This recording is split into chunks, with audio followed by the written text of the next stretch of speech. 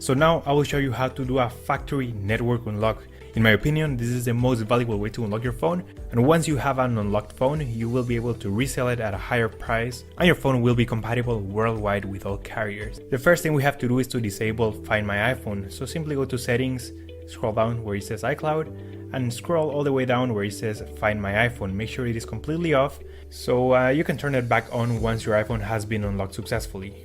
Alright, so then we have to get the IMEI number. Simply open your dial pad and type *#06#. So as you will see, your 15-digit IMEI number will appear. You can also find this number on the back part of the box of your phone or also in the SIM card tray. Alright, so this is by far the most important part of the whole unlocking process. Now keep this number somewhere close as we will need it in a few seconds to unlock this phone. Alright, so now we're gonna use the computer. iTunes saying congratulations, your iPhone has been unlocked.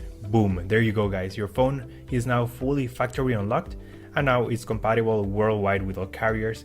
You should get a full signal on your new carrier. And that's it guys, that's how we unlock an iPhone 7. That's all for today guys. If you have any questions, just leave me a comment and I'll try to help you as soon as I can. By the way guys, we're also giving away a free iPhone 7, completely sealed, brand new phone. You can find the instructions on how to enter the giveaway in the next video. Thanks for watching guys, take care. Hello friends, you're watching India Today Tech, and if you're planning to buy a smartphone, this is the right time to stop and take a look at this video. In this video, we're going to talk about 5 amazing smartphones that are going to launch in the next 3 months.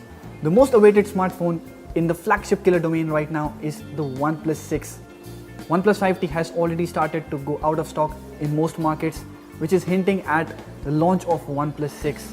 Company CEO has also tweeted about it, and we may see the company launching it in May or June this year. Like always, the new phone will come with a new chipset, and this time around, the OnePlus 6 will sport the latest Snapdragon 845 that we saw on the Galaxy S9. This will be paired to 8GB of RAM, and the base variant may get a storage of up to 128GB, up from 64GB last time.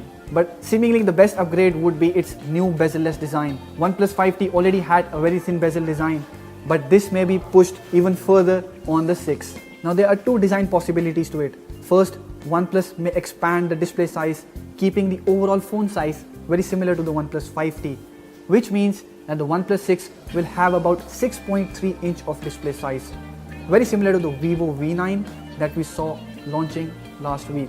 Another possibility is to use a 5.7 inch display, which will also reduce the overall size of the smartphone, making it very ergonomic and similar in form factor as the OnePlus 5.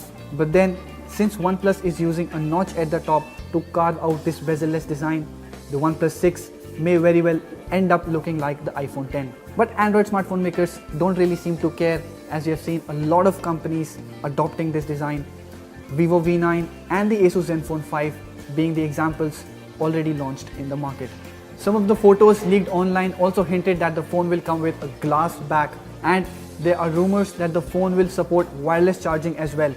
It will be slightly different on the OnePlus 6, as they're saying it will be fast wireless charging. The OnePlus 6 is expected to launch by the end of April and will have an expected price tag of $720. Another amazing smartphone worth waiting for is the second edition of iPhone SE. The phone's rumored launch has been postponed since January this year, and it has already been delayed. But new reports suggest strongly that the phone will soon be launching in India. In fact, like the iPhone SE, this will also be made in India by the Bengaluru firm Wistron. When iPhone 10 was launched, there were reports that Apple may never launch the second edition of iPhone SE. But now that new reports have surfaced again that the phone is coming, it may be said that Apple could not overlook its success in India. The iPhone SE has been one of the most popular Apple phones in India, and that is probably the reason why it is planning to bring it again. As for the design, it won't be very different from the iPhone SE or the legacy iPhone design that we saw on the 5 or the 5S as well. Some changes include a slightly bigger display, that is a 4.2 inch screen instead of a 4 inch screen, but that would come at a cost of a slightly slimmer bezel and a glass back. But expect significant bezels at the front, since the phone will have the same 16:9 display and a home button at the bottom carrying the fingerprint scanner. As many of the reports have suggested, there will be no Face ID on the iPhone SE2. But the good part is the internals will match the iPhone 7, which means that the chipset will be upgraded to the Apple A10, and this will be paired to 2 GB of RAM and 32 GB of storage. The phone will also have a 128GB storage variant like the iPhone SE. And since the phone comes with a glass back, we are also expecting the iPhone SE2 to have wireless charging. As for the prices, reports suggest that the iPhone SE2 will start at a price tag of 25,000 rupees for the base variant and may go up to 35 or 40,000 rupees for the 128GB storage variant. Another amazing phone we are looking at is from Nokia. In the Android space, Nokia 7 Plus could be a game changer for the company. The phone will come with mid-segment specs, that is a Snapdragon 660 chip with about 3 GB of RAM and 64GB of storage. But again, the main USP of the Nokia 7 Plus is its design, and this is where it will make users go crazy. The phone is carved out of a block of Series 6000 aluminum, has a bezel-less display at front and dual rear cameras that are Zeiss certified. At front, the phone has a 6-inch Full HD Plus panel, and the phone packs a 3800 mAh battery and sports a Type-C USB port for fast charging and data transfer. The dual camera system on the Nokia 7 Plus comes with a primary 12 megapixel sensor that has a 1.4 micrometer pixel size and a very wide aperture of f1.75. At front, the Nokia 7 Plus sports a 16 megapixel camera, which is an upgrade from what we saw on the Nokia 8, at least on paper. The phone also supports some premium features like dual side and 360-degree spatial audio recording. As for the price, the Nokia 7 Plus was launched at 399 euros at MWC, which translates to about 32,000 rupees here in India. If the Nokia 7 Plus sounds expensive to you, then you should look at the Moto G6.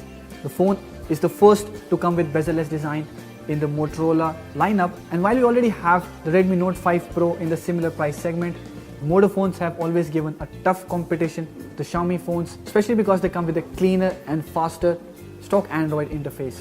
The phone was recently certified on TENA, which gives more information about it. The phone will come with a 5.7-inch display, which will make it quite a handy bezel-less phone, very similar to the size of Moto G5 Plus. It packs a 3000 mAh battery, and under the hood, the phone is set to come with Snapdragon 430 chip with 3 GB of RAM and 32 GB storage on the base variant.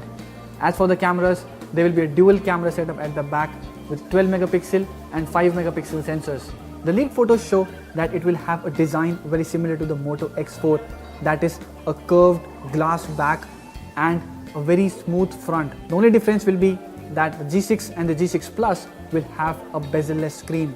But despite that, it will have the fingerprint scanner placed at the front only, unlike many other bezel-less smartphones that have a rear fingerprint scanner. The price of both G6 and the G6 Plus will be very similar to the G5 and the G5 Plus. That is, expect them to be in the 12 to 17,000 price range. Any list is incomplete without a Xiaomi phone, and the last phone on our list is the Xiaomi Mi Mix 2S.